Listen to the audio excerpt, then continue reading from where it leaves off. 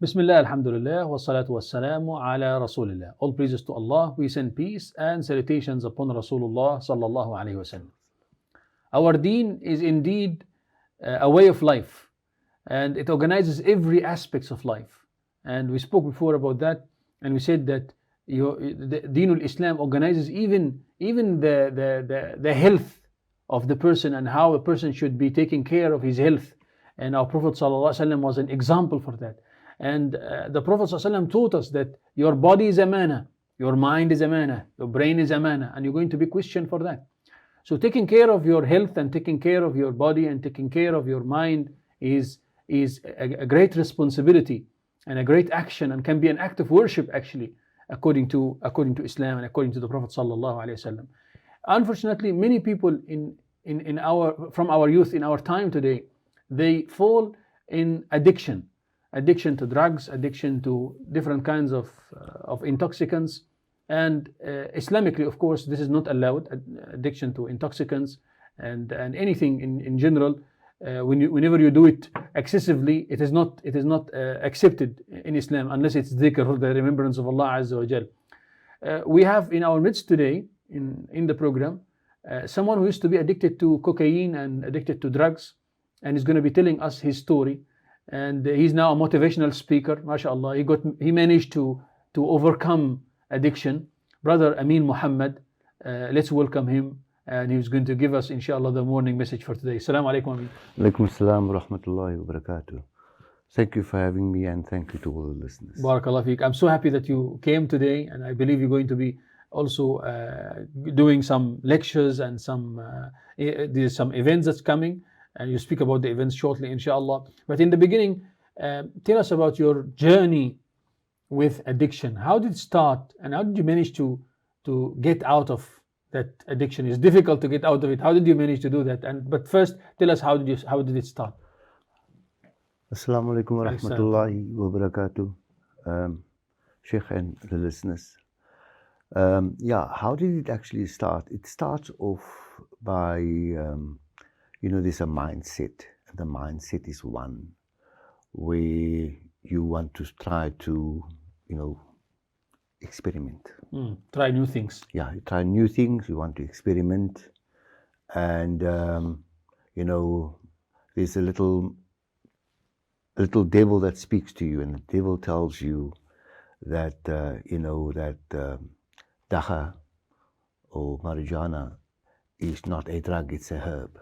So this is one of the first tricks. It's one of the first tricks. It's a herb. It's just like a herb, like you're busy making some food, and so you consume it because it's a herb, So basically, that's the first, starting point when you sort of convince yourself that it is a herb.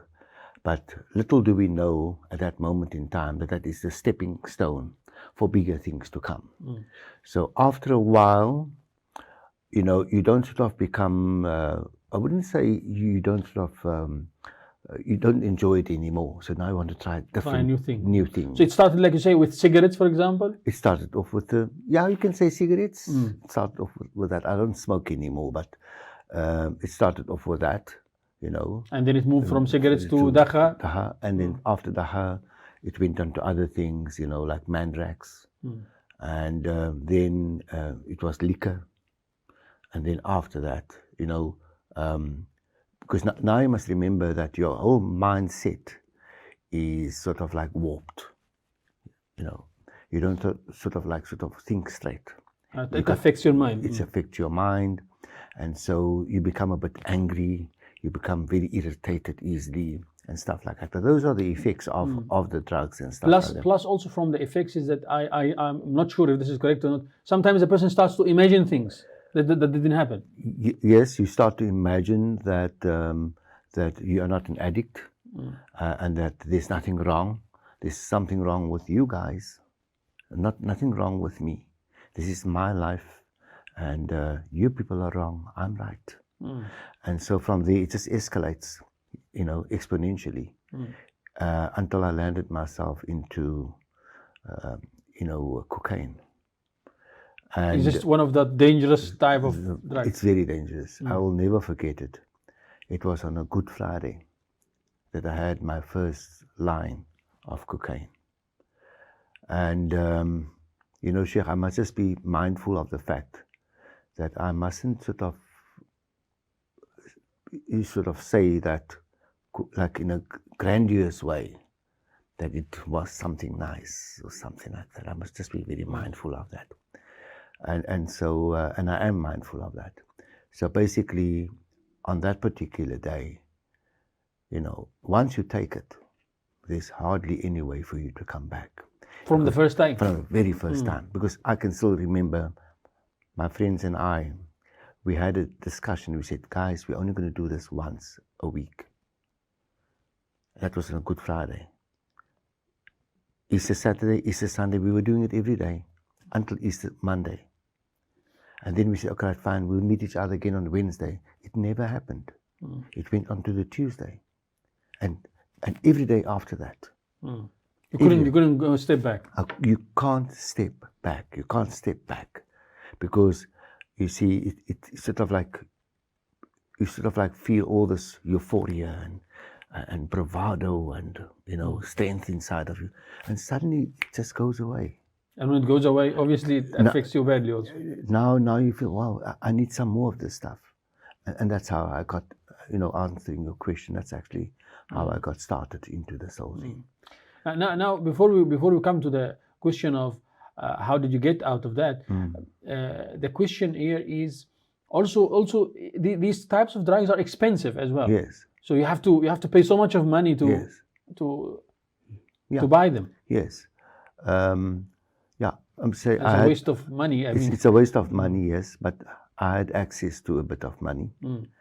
And, everybody clubbed by. And very soon,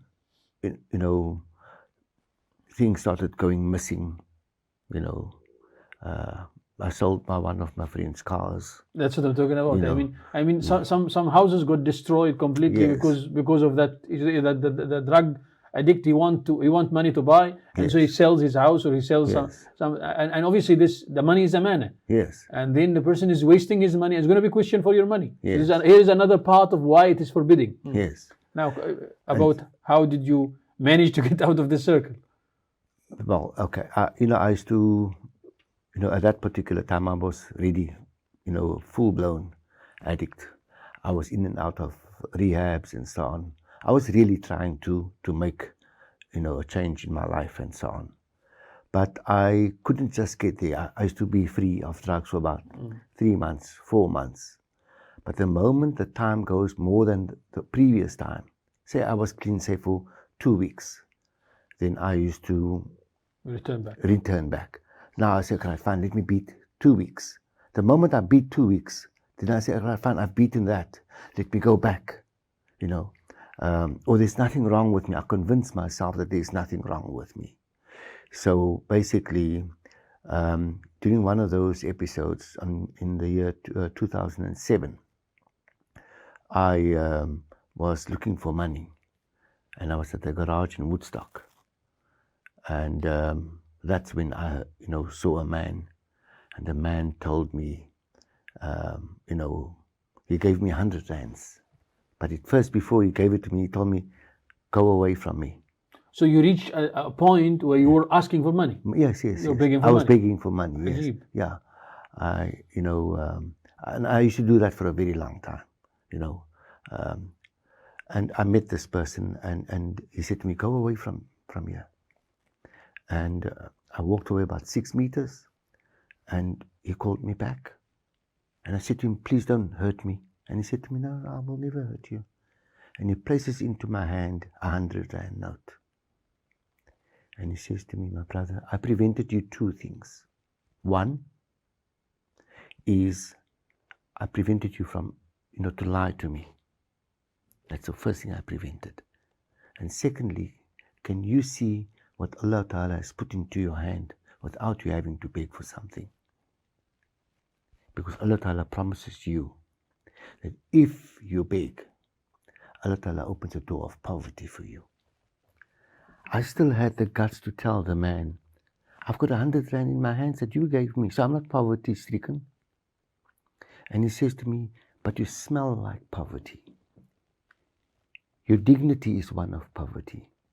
Your self-esteem is one of poverty. And you want me to open another door of poverty for you? And that is, when that happened, a penny dropped in my head. But it's also what he says next. He says to me, the merchant house is about 100 meters away. And he says to me, if you take this money and use it for bad and evil stuff, then he will become the sabab of taking both of us to Jahannam. But if I take that money and I use it for good, then I will become, the sabab of taking both of us to Jannah. Allah. And that really made me think. And from there, I proceeded to Somerset Hospital. Okay, wait. Now we have to stop here, Yes. because it's so important to mention that. Firstly, may Allah subhanahu wa ta'ala give jaza khair to that man who said that good word. And again, it means that sometimes a good word can inspire a person to change completely. Yes. Definitely. So, do you know that person? I don't know. You don't know him? I don't Maybe know he's watching us right now. Yes. He's a Muslim, of course. Yeah, I didn't. Because he said he's in Jannah, and right? Yeah. So that person affected you just through his word. Yes. To you, he inspired you that much, that made you start the journey of changing to the best. Yes. And the other part of this is that after I went to Somerset Hospital, on the Monday I had to appear in court because I was in possession of drugs. And the court then threw the case out. I don't know for what reason, but they just stopped the case.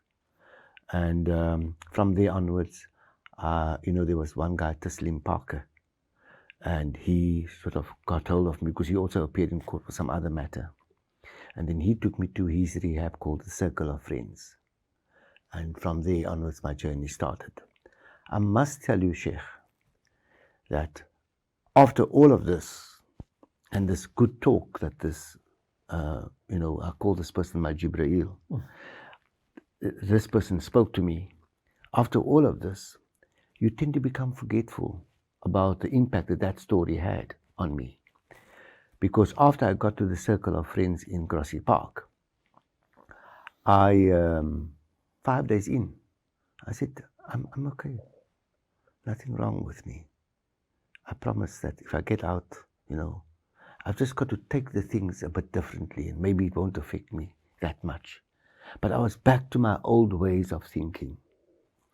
The thing that actually changed my mind totally after that was a person called Sheikh Appleby. And he came into the Circle of Friends one day and he mentioned, who wants to learn 40 ahadith of our beloved Prophet Sallallahu Alaihi Wasallam? And I've been to many rehabs. But the first ahadith that was, narrated to us was one of your amal, your intention, the purity and sincerity of your intention. And I looked at this, and it says to us, any person that studies 40 ahadith of our beloved Prophet Sallallahu Alaihi Wasallam, there is a great amount of ni'mah, or gifts in it. And I didn't quite believe it until I got it. Because today I'm free because of that, So I studied it. The 40 hadith. 40 hadith. No. So I studied it. I still remember it up till today.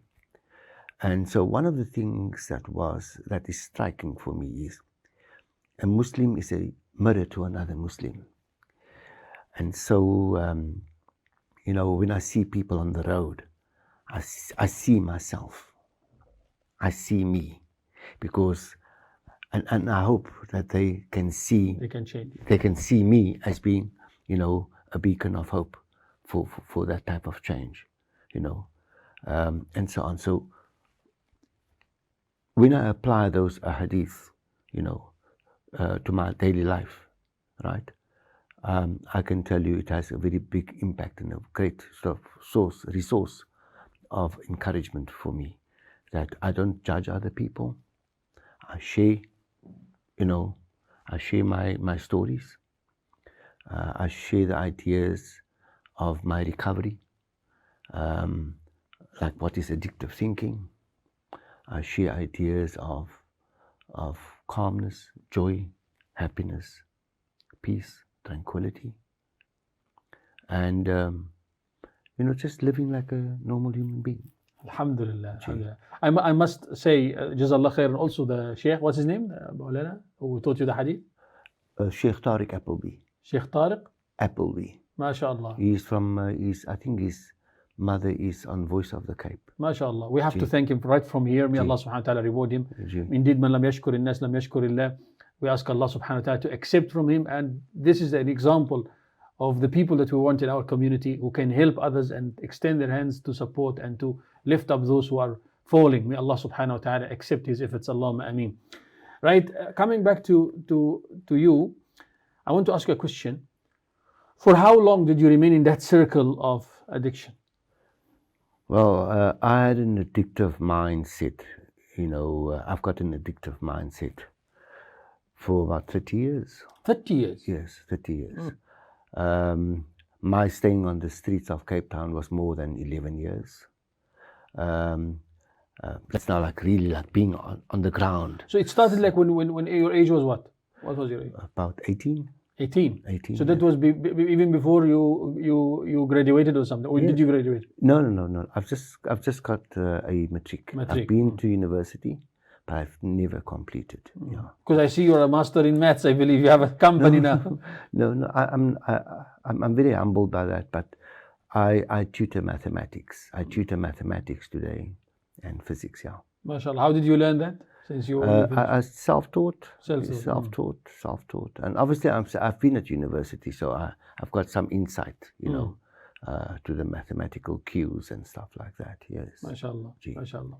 Now coming to you, your advice to those people who are addicted and watching us right now, how do you advise them to get out of that circle? I think that's a very good question.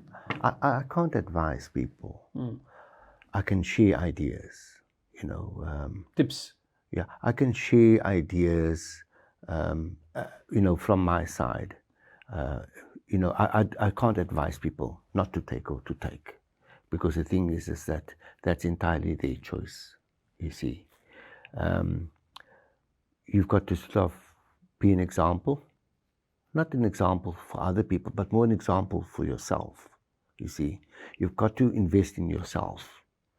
And the more you invest in yourself, you can't give off from an empty cup.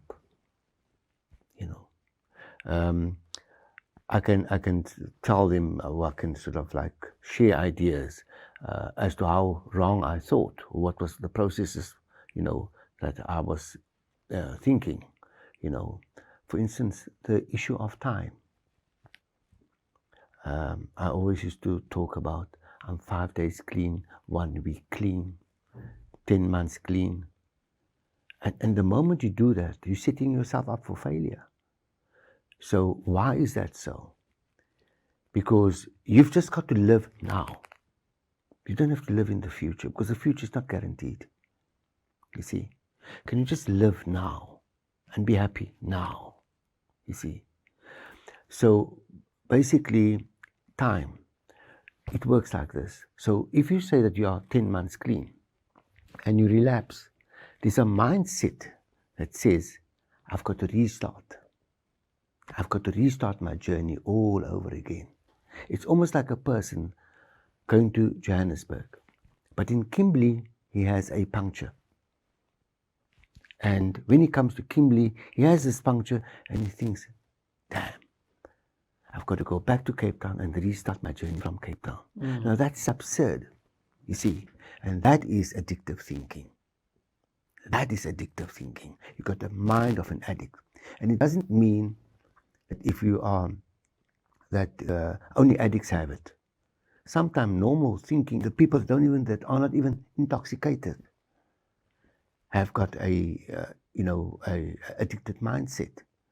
It's called codependency. And the role of the codependency is very, very huge, So basically, it's all about that, understanding the reality from fiction. That's how our minds work. We have signs of bravado. We feel grandiose, like I'm like almost like a celebrity. Nothing like it. It's just normal. I'm saying to be clean is to just be normal. That's the norm. Yeah, it must become the normal thing. It mustn't become something you are now being bowed down to. Worship doesn't mean any of that at all. It's about a reality that you have of being humble. Allah Ta'ala chose you, right? And that you have taken up the proper idea of saying, I'm going to become drug free. I think it's necessary, and that is what it must become. There's no sort of there's nothing else to it. No. So basically that is the one thing. The other thing is, far too often I see parents forcing children. Now I follow 3 C's, and the 3 C's to me is, I don't control you, I'm not the cause of your problem, and I don't have the cure for your problem. Right? I think the exercising of tough love is very important, and little people, have embraced that type of an idea. So although they're not on drugs or any other intoxicant, they think exactly, right, or parallel to the person that is taking drugs. You think exactly like them, and so I can speak about this at ad nauseam. Yeah. And I believe you also have an event soon where you're going to be discussing that and speaking about that. When is this event? Can you tell us? Shed some The light event is taking place on the 18th of September at the Taronga Road Mosque Hall. MashaAllah. And I will be going into much more depth about addictive thinking, the mindset, what we as a people can do to change it. But the thing is that people can come, right? Obviously there's a little fee attached to it, but the important thing is, there's the guy's name, I can't get his name. Dyer, his name is Dyer, Wayne Dyer. He mentions something in his book called Real Magic. When the student is ready, the teacher will appear. And I think we need to go with that, that when the student is ready, the teacher will appear. And people can go to rehabs, they can go anywhere that they want to go. But if they are not ready, nothing will happen. The other thing is that, the intervention as far as parents are concerned, obviously it's their loved ones and so on. There's something called stigmatization. It becomes a shame for the family if their loved one is on drugs and so on. So they try to put this, they hide it under blankets and push it in the carpets and into closets and stuff like that. Instead of addressing the problem, they don't do that. They rather do the opposite,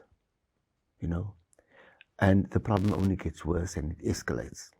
And eventually, the community finds out about it, eventually. So it's important that the household or the people commandeering that type of household must come out and speak to their children and address the problem face on, and tough love is tough. It's exactly that. It's called tough love because it is tough and it's love, and so a person's got to understand that type of thing. And if the person that is sort of affected by this drug abuse is not ready for it, then you've got to take steps. And you've got to make informed decisions. You can't go to Dr. Google. People go to Dr. Google quite often. trying to find solutions for the problems. Yes. So that event will be on the 18th of September? 18th of September. At what time? At 9 o'clock At in the morning. 9 in the morning. Okay. In the morning. And it's at the Taronga Road Hall Mosque. Yeah. And I think Sheikh has got the details, the little poster and so on. Yes. Jazakallah khairan for all these beautiful information you gave us today and the beautiful message. May Allah subhanahu wa ta'ala reward you and keep you steadfast on the path, and that you be a beacon of hope, as you said, and a role model to all those people who want to give up drugs. Allahumma ameen. Shukran jazeelan for joining us this morning. Shukran to you, Sheikh, and shukran to all the listeners. Barakallah feek, barakallah feek. All right, with that we came to the end of this segment of our program. We're going to be taking a short break. We'll come back after the break, inshallah.